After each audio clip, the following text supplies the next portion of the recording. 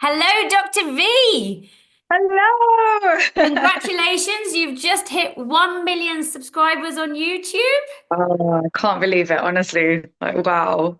You've been in our Oh, you've been in our social media streams for quite a while now. You have been busting misinformation and disinformation about skincare. You have been trying to keep us all healthy. You've got your own range of products, not only that make you feel good and hopefully look good, but also are good for you because you always have a bit of an add-in extra for skin of color and things that might be beneficial for us. absolutely. Skin of color all the way. Dr. V, you are a fully qualified doctor, but you haven't Yeah. taken the traditional doctoring path. You have been a Mm, serial entrepreneur. How come? yeah, absolutely. Do you know what? I think growing up, business was like a really big part of the family anyway. I think it happens a lot in Asian families where you can do a profession, but also business is it's just sort of part of our blood. It's the thing that we're talking about as we're growing up. And what I learned with business was that you can solve problems for millions of people. And that is something that was like really important for me. I always saw myself as a problem solver and I wanted to do it on a mass scale. And so the best way for me to do that was with business. But I also wanted my medical education. I think it's a fantastic degree, it's a fantastic foundation. And what that helps you do is go into businesses that are medically relevant because you have that additional information. If you don't have that is in the healthcare space and help people with that information. So I was very, very lucky actually to do medicine and have a passion for business because then there's so many different things that you can do to help millions of people. And that's kind of I think my overall Um, direction that I want to go in with my life. So So you and I have spoken about neurodivergence. You're dyslexic, yeah. and for a while. I'm dyslexic. I've known for less while, but always had a feeling. Do you think that being dyslexic has allowed you to see and create maybe opportunities in places that maybe other people may not have seen them, both in your career and life? Bearing in mind I that think dyslexic thinking is now a dictionary definition. It's so that's all amazing. about, I think even thinking outside the box, isn't it? And thinking how this way. we problem solve, assess learning, different pattern recognition, spatial awareness, interpersonal communication. It's now Yeah. in the dictionary as and also I think on LinkedIn as a skill or a, Wow. See, that's a big 180. I would say growing up, I really struggled. Like I worked really hard, but I just wasn't as smart as the kids in my class. So, what would take somebody else a very short amount of time to read a book, say, for example, I would feel physically sick that I would have to read, or I'd have to stand up in class and read out loud, and everyone could. For everyone to really laugh and like I'm missing words and I'm jumping over words. And then also being Asian, South Asian, we have like a very high expectation. Being children of immigrants, there is a very high expectation for you to succeed. So if you're struggling at school and your parents have sacrificed everything for your schooling and you're still failing, that kind of pain in the pit of your stomach, I feel like that became like a reservoir for me. That became my power. So I don't know if it's dyslexia directly. I think that the pain that and the shame that came from this dyslexia fueled me. And so one thing I think I definitely have is grit. I will outwork everybody else. I'm not smarter than anyone. I'm not, more talented or anything. I just think that I can outwork anyone because you're constantly working, you don't sleep. Like it's always on your mind. Like the pain is always there. So I think for me, that's definitely been a driving force until really now I'm 41. Now I'm like trying to unlearn those sort of driving force. I don't want to be like that anymore. I think that being pain led makes you successful for sure, but it doesn't keep you peaceful and happy in your later years. So yes, I do think you need it as in those early stages when you're sort of fighting to figure out what you want to do with your life and you're competing in whatever industry you want to compete in, but it doesn't lead for a happy life. It doesn't lead for peace later. So I think that's part of it. But the second part of it is because I couldn't do things as quickly as other people, I had to figure out strategies. I had to think outside the box. So I remember, as my GCSE geography, for example, and we were doing this coursework. and everybody was very, following the rules and like listening to reading the instructions and doing what was on the instructions. And I thought there's a better way to do this. I can go to the tourism Bureau of Tourism. I can find out how many people are here, what the footfall would be, how many plants are being trampled on per day, per square meter, and I can do it that way rather than sit here and just count how many people are going past this little patch of grass, for example. And that then became like that coursework got an A star, and it became like the sort of model for the Oh, school good. for the next 10 years. Yeah, it was really like it was sort of my first time that I thought I think differently to other people. Like I don't understand why everyone's just following the rules. Like there's a better way. Like that I didn't realize why no one else could see there was a better way to do this thing, for example. But I guess it comes down to dyslexia as well. But that takes bravery as well, because not a lot of people would Yeah. say there's a better way, and I'm going to tell you there's a better way and believe that that better way will be received well. Yeah. That's true. I think if I was working in a team and I had to convince other people to do it my way, I wasn't very good at that. I don't think when I was younger, I had much influence or power over the people around me. I wasn't very good at communicating my ideas or getting them like their belief on board on my idea. Was not good at teamwork. I'm still probably not very good at teamwork. I think that's definitely one of my weaker skills. I think I'm more of work on my own. And later on, I became more of a leader as I grew. But like working in a team, I still think because I think differently to others, and I think that conflict often arises in a group when people want to, follow a certain way of doing things. You mentioned you're 40 plus now. Do you think that age has played a big part in your acceptance of self, and that confidence now has allowed you, or that experience has allowed you to set better boundaries for yourself, accept yourself for who you are in a different way, and go forth with a new life begins at 40 kind of mantra? I think it's slightly different actually for me. I think I've always accepted myself, and it's always a do or die mentality, right? I didn't have the luxury of not accepting myself. It was like, how do we figure this out? Like, it's do or die. You will die if you fail. That was the thinking in my brain. So there was no chance that I wasn't going to accept That's a lot of myself, or no pressure for chance. yourself as well. Huge pressure, immense pressure. And that's why my hair would fall out, why I'd feel sick, like why I couldn't breathe, I'd have heart palpitations. Like it was unhealthy, unsustainable, not the way I'd want to raise my children. And even now, my dad, he goes, I'm so sorry that I did that to you. I think later in the older years, are like, wow, yeah, I really pushed you a little bit too hard.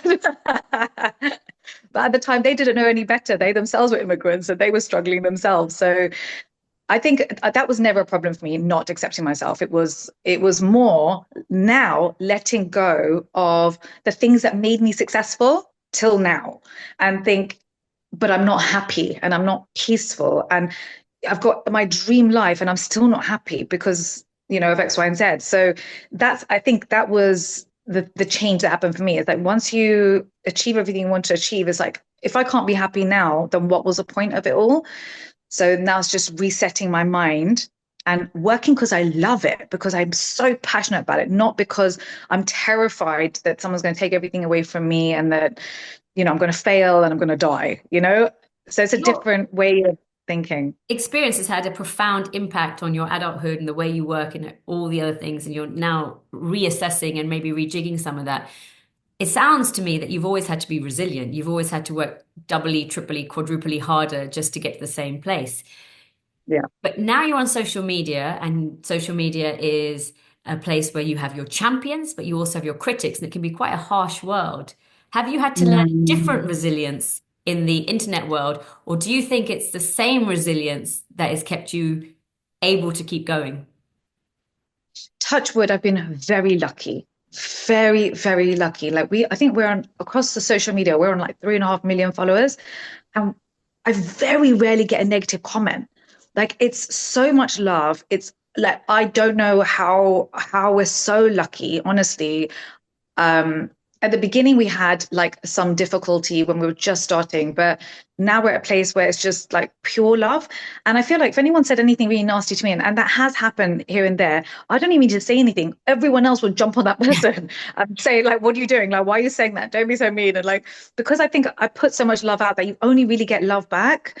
So I'm very, very lucky that we're in this position. You know, I'm not in a controversial area. I'm not doing politics. I'm not, you know, saying things that are going to, you know, identity anything, or like I don't really, you know, rub people up the wrong way in what I do. It's skincare, regardless of what you believe, regardless of where you are, who you are, wherever. We've all got skin and we've all got skincare issues. So it's a very And you're trying to care for people's skin because some of the stuff you're yeah, myth busting is quite dangerous. You see yeah, what people are doing or yeah, think they should be doing. exactly.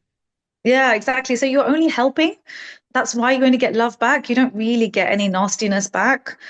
So I've just been very lucky. And anytime that anyone has just been nasty to me, I'll just block, because in real life, I would block. In real life, if someone's nasty to my face, I won't talk to them again. So because that person makes me feel bad, I don't want to be in that situation. So I do the same thing online, because that's my workplace. If someone's hurting my feelings, and you know, then I just block. So like you should do that in real life anyway, I think. So it's quite simple. It we there is so much good social media can do. I know you're concerned sometimes about the negative perpetuating of stereotypes and the unrealistic expectations. Let's leave that large debate to aside for a minute. The fact that we're talking about, or you're able to help so many people and combat misinformation about potentially dangerous processes that Yeah, we may be undertaking. But also, if we go back to just being neurodiverse and being dyslexic, do you yeah, think the fact now that there is more understanding, as opposed to the generation perhaps before, of the yeah, different ways our brain works, of the different types of brains there are, types of thinking there, do you think that social media has done a good job in terms of helping people understand that? And do you yeah, think that also helps you understand yourself better? So you go, oh, that part of me is a dyslexic brain, or that part of me is the ADHD, and I can temper or enhance the bits that work for me. But also, it yeah. helps you be more harmonious with other people in your relationships as you grow older as well. Yeah, 100 million% you're spot on. I remember at 13 years old reading Richard Branson's book, and he said he was dyslexic. And I suspected I was, but that would have brought shame on my family to have even talked about it. And I remember talking about it once, like asking my mom, and she shut me down really quickly, because that's like embarrassing. At the time, it was embarrassing. That's like, you have a handicap, like there's something wrong with you, and like that's just not going to be tolerated in society. So growing up, that's what that was. And I remember reading his book and thinking he became a billionaire despite being dyslexic. And in my mind, that's why I think I was so drawn to business. I was like, I'm dyslexic and I can be a billionaire too, because he's done it, and so I can do it. Right. And so that was the only point of reference I had of a super successful person that I like idolized, who was openly dyslexic. And so later, I think then that sort of like, held my hand. And that's why I became, I think, so like business obsessed. And then once I got to university, I actually did a dyslexia lecture. So it's in medical school at UCL, dyslexia lecture. And they put this test on the board. And this test is a test that you give to someone who you think has dyslexia. And I passed that test. I got 100% right in that test. And it just dawned on me. And it felt like this burden was lifted. I was like, I knew it. I knew that's what I had. And I remember even telling my mum at that point, and she's still like sweeping things under the carpet. It's like, no, no, no, no, no, no. Like, you wouldn't have got to medical school if you were dyslexic. So it's not like I ever had any extra time or anything. I just had to Remarkable. just figure it out. Yeah. So, but now I talk about it openly. And because I'm a mum, and now I know there are other children who have dyslexia. And I'm like, I achieved everything I ever wanted to achieve, like whilst being dyslexic. And maybe that even helped me. Yes, it hurt me, but I think it helped me as well. And I want all the other mums to realize that if their kids have dyslexia, they can achieve anything that they want. They can achieve whatever their wildest, craziest dreams are, which, by the way, are probably going to be bigger than what you think your child can achieve. And they can go for it. And so, how do I do that unless I talk about it myself? And then more people started talking about it on social media. Like, I actually did a whole YouTube video I published my book with HarperCollins, and I had to do my Audible. I was terrified. I had to read my fat book, a textbook on Audible, like in the studio. And I just thought the words are just not even going to flow. I was so scared. They gave me extra time, and thank God it was fine. But I actually did a whole video on that because that was terrifying. Like, even though I'd written the book, writing it is very different to speaking it. but thankfully it was fine. And I think now we even have like, I think Richard Branson's come up with like his dyslexia university. And I'm always putting it on my stories like, I'm dyslexic, guys. If your kids are dyslexic or you're dyslexia, like these are like the main traits.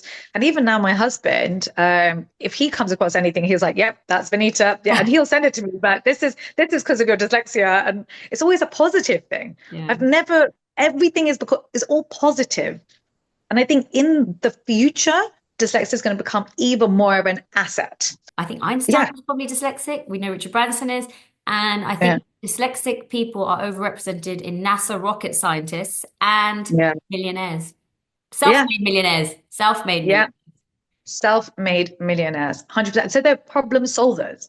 And as we go into the future with AI taking more and more jobs, we don't even know the jobs that are going to exist 20 years, 10 years, 5 years from now, even. And actually, dyslexics have got a huge advantage because we are able to see the landscape and think, okay, I can see a hole there, or the Venn diagram shows that actually this is something that we can do.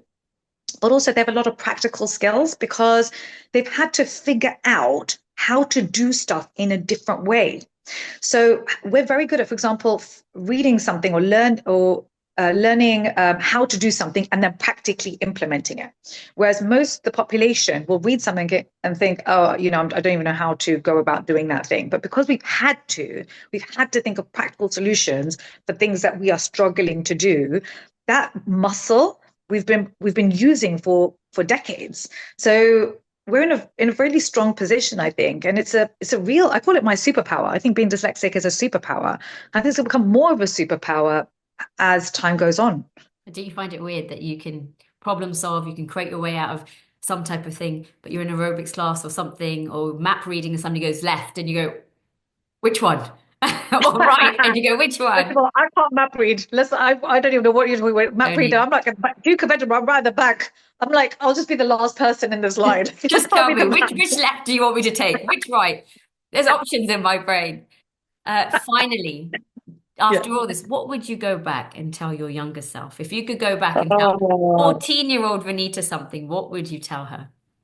I would say it's going to be okay. You're going to be fine. You're going to be more than fine, and all your dreams are going to come true. Don't stress so hard. I'd say work hard, play hard, but relax hard too. It's so important to learn that balance Yeah. and find your peace, find your center, and know that your self-worth shouldn't come from your achievements. Your self-worth should come simply because you exist, simply because you have this beautiful heart that's beating, these beautiful lungs that are breathing. And that is where your self-worth should come from.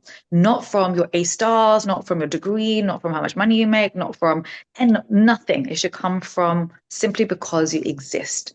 I wish I could go back and tell myself that because I think I would have had a more peaceful life rather than like being driven by fear so much. But hopefully we can tell our babies that. I tell my daughter that. She's like, I know, mummy, I know. It's really I'm like, difficult "I'm so because you sad." see some of the positive, you see some of the stuff that has driven you, and you go, well, that kind Yeah, of drove me, so it can't all be bad, but it wasn't really I great. know. I know. I think you do need some pain. I think pain is important to give you that initial burst of energy to achieve anything. But if that's all that's driving you and it's Yeah. not love that you're doing it out of the love of it, then you're never going to be happy. And then what's the point? Then what is a point of the achievement? There is no point. There was no point even doing it in the first place. So I think it's that balance, isn't it? It's Of balance. usually start a business because of pain. That's beautiful. And then you don't want to sustain the business because of pain. Because as you said, it hasn't got longevity. You'll burn out. It will have a Yeah, you will negative burn out. impact in a different way somewhere else. Yeah, and you'll be a bad, not the best mom, not the best wife, not the best anything because you're just Not the best like you're you. burnt out. Not the best you. Yeah, exactly. Dr. V, it's always lovely to talk to you. Thank you very much Oh, for thank you your time. so much, Reena. My pleasure. See you, Dr. V. Take care.